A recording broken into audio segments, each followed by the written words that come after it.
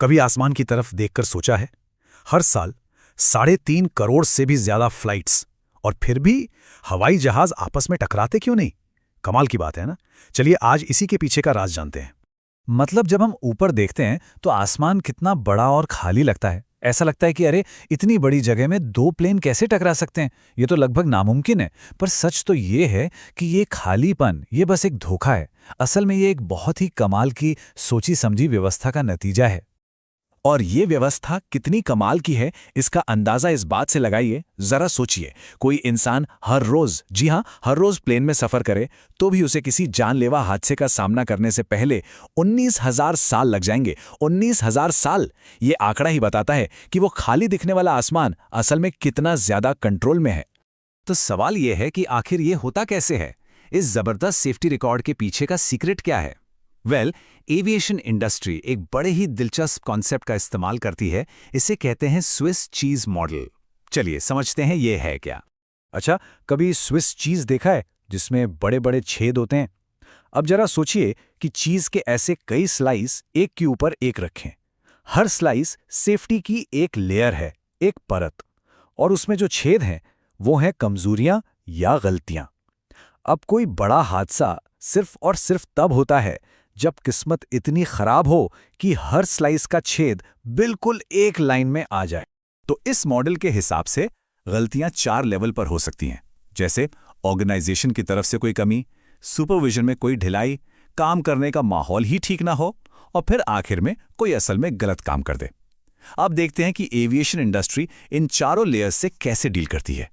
Safety की जो पहली और सबसे अहम परत है वो तो प्लेन के जमीन छोड़ने से भी बहुत पहले काम करना शुरू कर देती है। ये परत है पहले से तय किए गए फ्लाइट के रास्ते और उसकी ऊंचाई। और ये होता है एक बहुत ही शानदार नियम से, जिसे कहते हैं सेमी सर्कुलर रूल। ये सुनने में थोड़ा टेक्निकल लगता है पर है बड़ा सिंपल। मतलब प्लेन किस दिशा में उड़ रहा है उसी से उसकी ऊंचाई तय हो जाती है। अगर कोई प्लेन पूरब की तरफ जा रहा है तो वो ऑड एल्टीट्यूड पर उड़ेगा, जैसे 33,000 फीट, और अगर पश्चिम की तरफ जा रहा है तो इवन एल्टीट्यूड पर, जैसे 34,000 फीट।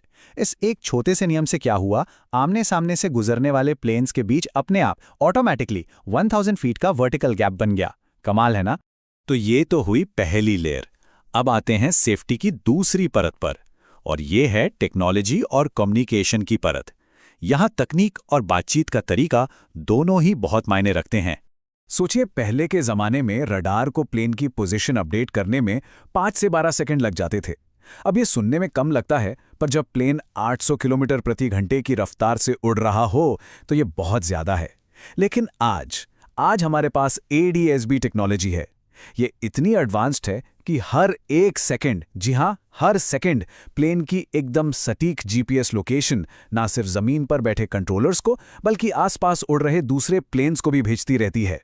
और सिर्फ टेक्नोलॉजी ही नहीं, बातचीत का तरीका भी एकदम नपातोला है। पायलट और कंट्रोलर के बीच किसी भी तरह की कोई गलतफहमी ना हो, इसके लिए एक फिक्स्ड भाषा, एक फिक्स्ड शब्दावली का इस्तेमाल होता है। आप कभी उन्हें हाँ या ओके कहते नहीं सुनेंगे। वो बोलेंगे अफर्मेटिव, जल्दी करो नहीं, एक्सपेडाइट। ऐसा इसलिए ताकि रेडियो पर अगर आवाज साफ न भी आए तब भी मतलब बिल्कुल साफ रहे। ठीक है, तो टेक्नोलॉजी और कम्युनिकेशन हो गया। अब आते हैं तीसरी लेयर पर। ये वो परत है जो इंसानी गलतियों को रोकने के लिए बनाई गई है, और इसका मेन फोकस है फ्लाइट के सबसे क्रिटिकल हिस्सों पर, यानी टेक ऑफ और लैंडिंग। ये एक फैक्ट है कि ज्यादातर, मतलब लगभग आधे विमान हादसे टेक ऑफ और लैंडिंग के वक्त ही होते हैं। इसीलिए एक बहुत सख्त नियम है जिसे कहते हैं स्टेराइल कॉकपिट रूल। इसका मतलब एकदम सीधा है, जब तक प्लेन 10,000 फीट से नीचे है, कॉकपिट में कोई भी फालतू की बातचीत या काम नहीं होगा। मतलब कोई गपशप नहीं, कोई चाय कॉफी नहीं, सिर्फ और सिर्फ पूरा फोकस प्लेन उड़ाने पर। लेकिन जरा सोचिए, अगर सारे नियम कायदे अपनी जगह हों और फिर भी कोई पायलट एक बड़ी गलती कर बैठे, और मान लीजिए एयर ट्रैफिक कंट्रोल भी उसे ना देख पाए, अब क्या होगा? यहीं पर काम आता है हमारा आखिरी सेफ्टी नेट, चीज का वो आखिरी स्लाइस, जिसे कहते हैं TCAS, यानी traffic alert and collision avoidance system. TAS एक जीनियस सिस्टम है। ये ग्राउंड कंट्रोल पर निर्भर नहीं करता, ये पूरी तरह से इंडिपेंडेंट है।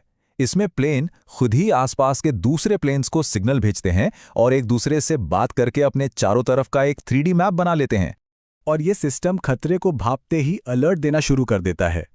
पहले तो ये बस बताएगा कि आसपास ट्रैफिक है। अगर कोई प्लेन थोड़ा ज्यादा करीब आता है तो ये एक ट्रैफिक एडवाइजरी देगा, मतलब एक चेतावनी। और अगर सिस्टम को लगता है कि टक्कर होने ही वाली है, तब वो जारी करता है रेजोल्यूशन एडवाइजरी। और ये रेजोल्यूशन एडवाइजरी कोई हल्की फुल्की सलाह नहीं होती। कॉकपिट में एक रोबोटिक आवाज जोर से चिल्लाती है, एक सीधा कमांड देती है, जैसे क्लाइंब क्लाइंब यानी ऊपर जाओ, या डिसेंड डिसेंड यानी नीचे जाओ। ये एक ऑर्डर होता है। और सबसे कमाल की बात, टीकैस का यह आदेश फाइनल होता है। इसे कानूनन मानना ही पड़ता है। पायलट को फौरन ऑटो पायलट बंद करके इस कमांड को फॉलो करना होता है, भले ही ठीक उसी वक्त एयर ट्रैफिक कंट्रोलर कुछ और ही क्यों ना कह रहा हो। टीकैस ही आखिरी फैसला सुनाता है। तो ये सारे सिस्टम सुनने में तो बहुत अच्छे लगते हैं, पर क्या ये सच में काम करते हैं? चलिए एक असली घटना देखते हैं जो दिसंबर 2025 में ह्यूस्टन में हुई थी। इससे पता चलेगा कि ये सिस्टम असलियत में कैसे जान बचाता है।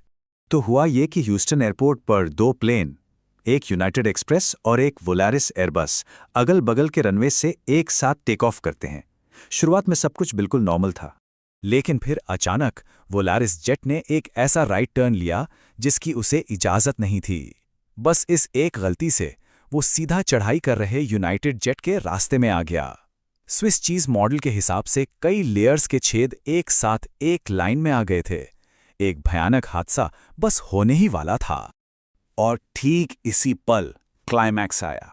दोनों प्लेन्स के टीकैस सिस्टम ने एक दूसरे से बात की मिलीसेकंड्स में, और दोनों ने मिलकर एक एस्केप प्लान बनाया। यूनाइटेड जेट के कॉकपिट में आवाज गूंजी, क्लाइंब क्लाइंब, और ठीक उसी वक्त वोलारिस जेट को कमांड मिला, डिसेंड डिसेंड। सोचिए, ग्राउंड पर बैठे कंट्रोलर्स कुछ समझ पाते या रिएक्ट कर पाते, उससे पहले ही ऑटोमेटेड सिस्टम ने पूरा मामला सुलझा दिया था।